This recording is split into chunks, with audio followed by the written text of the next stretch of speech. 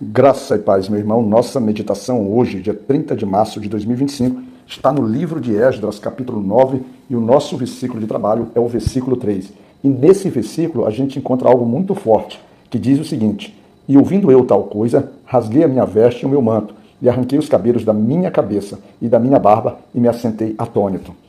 O cenário aqui demonstra uma desolação total, uma tristeza, um profundo pesar, né? Algo que o profeta recebeu, uma informação que o profeta recebeu que simplesmente abalou aquele profeta. Abalou aquele profeta porque aquele profeta era alguém que nunca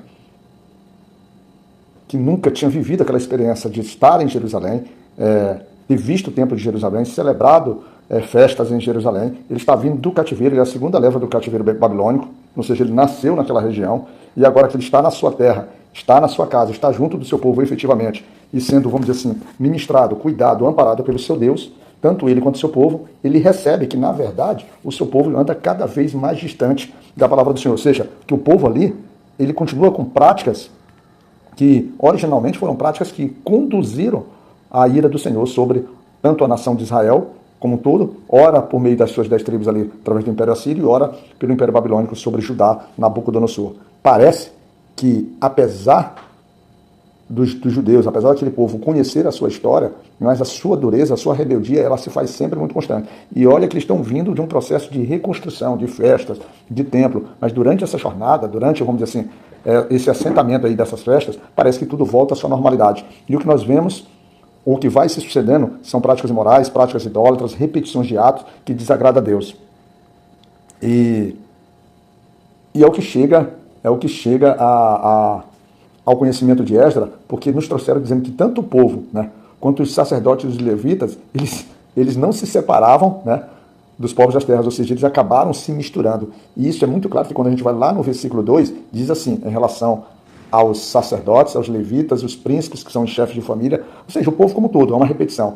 Tanto os que tinham o dever de primar, de zelar pela liturgia, pela obra do Senhor, pelos ensinos, quanto por aqueles que simplesmente seriam aqueles governadores, aqueles homens que governariam sobre o povo, no sentido de mantê-los assim numa conduta moral adequada. E o que nós temos no versículo 2? Assim diz: porque tomaram das suas filhas para si e para seus filhos. E assim se misturou a semente santa com os povos das terras. E até a mão dos príncipes e magistrados foi a primeira nesta transgressão. Não há saída para esse povo. Esse povo é um povo rebelde, esse é um povo que vive em desobediência. Eles são levados para o cativeiro, eles são levados à ruína, as 10 tribos foram dizimadas, espalhadas pelo mundo, as duas tribos e meia, vamos dizer assim, de Judá, que é o reino de Judá, é conduzido para a Babilônia, tem a sua possibilidade, eles reconstroem uma vida, se desenvolvem. O rei Persa Ciro, ao conquistar a Babilônia, dá o aval, dá o decreto de liberdade, ou seja, de permissão para que eles possam voltar a Jerusalém e reconstruir, fazendo com que a missão que foi dada a esse rei pudesse, vamos dizer assim, ser executada, pudesse ser realizada. Há os reis que doam, que ofertam, que preparam, que não causam impedimentos à sua obra, apesar de alguns ainda assim terem sido levados ao conhecimento do rei, algumas mentiras contra o povo judeu, e fizeram com que a obra por algum momento parasse, mas a grande maioria dos reis estiveram ao lado da obra do desenvolvimento, da própria palavra do próprio Senhor, querendo eles, inclusive, fazer o mantenimento, manter a sustentação, ou seja, não queriam que esse rei de Israel, esse poderoso rei, esse rei de poder, esse Deus de poder, se manifestasse nem contra quem estava no reinado, contra possivelmente seus sucessores, mas o próprio povo de Israel não entende assim. Não aceita que seja dessa forma. E apesar de eles estarem reconstruindo, eles passam a se misturar com os mais diversos povos, e principalmente, como a Bíblia diz ali no versículo 1 desse capítulo, eles seguindo as abominações. Quem eram esses povos? Cananeus, heteus, ferezeus, jebuseus, amonitas, moabitas, egípcios e dos amorreus. É muita gente, é muita prática idólatra, é muita imoralidade, é muita coisa diferente do que o povo de Deus, que era um povo santificado, um povo separado, que era um povo sendo preparado para ser testemunho sobre todas as nações da terra, não conseguem, então, fazer o seu papel, cumprir a sua missão. Então temos, sim, um ambiente de tristeza, de rebeldia, de vergonha. E é isso que Esdras aqui manifesta. E essa simbologia de arrancar os cabelos da cabeça, de arrancar as barbas, de rasgar as suas vestes, é como se mostrasse que está vindo como se tivesse um povo morto, que houvesse morte ali naquele povo, como se eles estivessem em velório, não houvesse mais condições de trazer a vida àquele povo. Então era uma sensação, uma manifestação de um arrependimento real, verdadeiro, uma vergonha verdadeira na súplica e nos pés do Senhor, ali pelo menos na concepção do profeta Esdras. Mas isso foi interessante porque essa manifestação que o profeta Esdras recebe isso, recebe toda essa situação, isso ali pelo período da manhã, e ele fica durante todo o dia, praticamente, somente no período da tarde, e ele recebe também o acolhimento de algumas outras pessoas, também de pessoas que, assim como Esdras, ela tinha um entendimento e a ligação realmente com as coisas do Senhor. E o que a gente vê nesse cenário é o que Esdras diz lá no versículo 6. Ele diz assim: meu Deus, estou confuso e envergonhado para levantar a tiro a minha face. Meu Deus, porque as nossas iniquidades se multiplicaram sobre a nossa cabeça e a nossa culpa tem crescido até os céus. Olha o posicionamento. Esdras recebe o que o seu povo pratica e Esdras se inclui na prática. E ele clama, ele diz assim: Pai do céu, ele está tão envergonhado que ele sequer consegue levantar a face. Ele reconhece que aquilo que o povo pratica, os atos, as repetições imorais, as repetições obscenas, as repetições idólatras, é como se o próprio Esdras, os próprios profetas, todo mundo tivesse embarcado. Não há de se fazer separação, porque aquele Deus misericordioso, aquele Deus que sustentava, aquele Deus que tinha sido um Deus vamos dizer assim, de provisão, diante até mesmo na terra distantes, parece que para aquele povo não representou nada. Parece que para aquele povo era tudo insignificante. É como se eles tivessem sobrevivido, manifestado, se glorificado e se desenvolvido pelas suas próprias capacidades. Ou seja, um povo escravo, né? Um povo prisioneiro, imaginando que por si só está se sustentando na terra de terceiros. E a gente vê durante, por exemplo, o versículo 7 e o versículo 9, versículo 7 e versículo 9, Esdras retomando todo um cenário que já havia sido cenário de queda, cenário de destruição, cenário de, vamos dizer assim, de aprisionamento, mas não de separação do Senhor. Porque quando eles estão indo para o cativeiro, o Senhor esteve com aquele povo. Era, vamos dizer assim, era um ato vamos dizer assim, de correção, um ato necessário para limpar o povo daquilo. Mas parece que nada disso fazia sentido para o povo. E quando chega ali no versículo 10, Esdras reconhece toda essa fragilidade e como eles estão, vamos dizer assim, nus diante do Senhor, agora mais uma vez, fazendo até uma comparação com o sentimento de Adão e Eva, né? Que Esdras diz assim, que é dito assim: agora, pois, ó nosso Deus, que diremos depois disso? Pois deixamos os teus mandamentos. E quando ele diz que nós deixamos, é porque eles voltaram a deixar.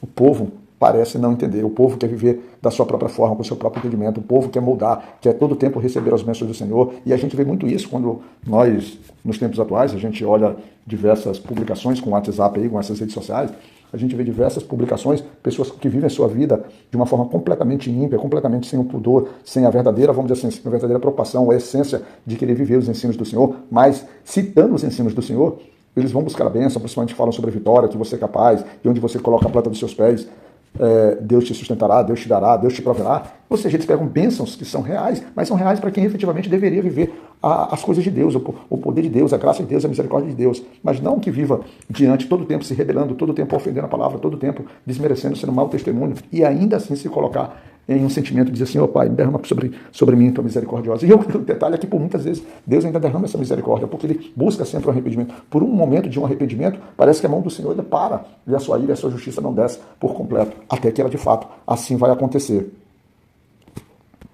Então este é o sentimento de Esdras, esse é um sentimento realmente, é um sentimento verdadeiro junto com aqueles que ali sentaram com ele. E quando a gente vai no versículo 13, quando a gente dá uma passada, Esdras, ele está relembrando: Senhor, é por causa das nossas más obras e da nossa grande culpa. Senhor, nós temos mais obras e grande culpa. Ele diz assim: e ainda assim, tu, ó nosso Deus, estouvastes que fôssemos destruídos, principalmente quando ele se refere ali à época do cativeiro. E o que a gente responde? Responde com voltar a violar os mandamentos do Senhor, como é o que está acontecendo ali. Aqueles levitas, aqueles sacerdotes, aqueles homens, chefes de família, aqueles que estavam ali na direção. E olha que Esdras não é simplesmente um sacerdote. Esdras é um homem que tem o próprio poder real sobre ele. Esdras é a própria voz do rei sobre aquele povo ali. E agora Esdras pode tanto exercer a sua questão espiritual, a sua, vamos dizer assim, a sua linhagem, a sua autoridade vinda do próprio Deus, como poderia também exercer a própria linhagem do homem, a própria autoridade dada pelo homem, banindo, prendendo, mandando matar, diversas formas como cada caso deveria ser tratado.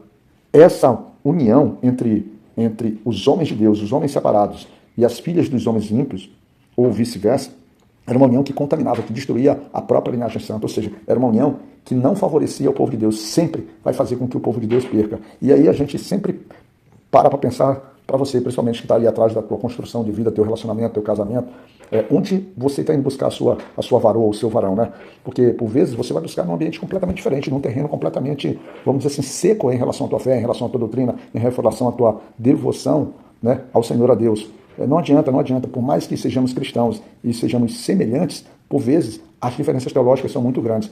E isso aqui era tão preocupante que dentro das próprias tribos, não vamos dizer assim, os casamentos eles não deveriam, dentro das próprias tribos não, casamento entre tribos diferentes deveriam ser evitados, mantendo-se assim a unidade dos casamentos dentro das tribos e das famílias ali propriamente. Por quê? É como a gente fosse disser, olha, você tem que construir a tua caminhada com pessoas que têm semelhança de entendimento, que têm facilidade, porque daqui a pouco você vai gerar filhos e a tua casa é dividida, porque você pensa que adorar um Deus X, o outro quer adorar um Deus Y e seus filhos acabam criando um Deus Z aí para que possa ser adorado. Então até nisso a gente precisa ter essa maturidade, precisa ter esse relacionamento real, constante, né? E aceitar no Senhor que essas aqui são regras ou são princípios que devem ser observados na hora da condição e da construção da família ou daquilo que a gente quer viver como povo de Deus, tá certo?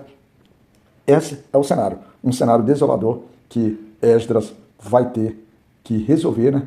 Vai ter que equacionar todos esses delitos, dar uma solução para esse delito, para que aquele povo possa se apresentar diante do Senhor de uma forma como povo santo, tá certo? Fica na graça de Deus, Pai Todo-Poderoso e Misericordioso, que as bênçãos do Senhor possam serem derramadas sobre você, mas principalmente que os mandamentos, os estatutos e a lei do Senhor, ou seja, a forma como Ele quer que você se relacione com Ele, seja compreendida no seu coração e que você possa viver na sua forma prática. Então, que Deus te cuide, meu irmão.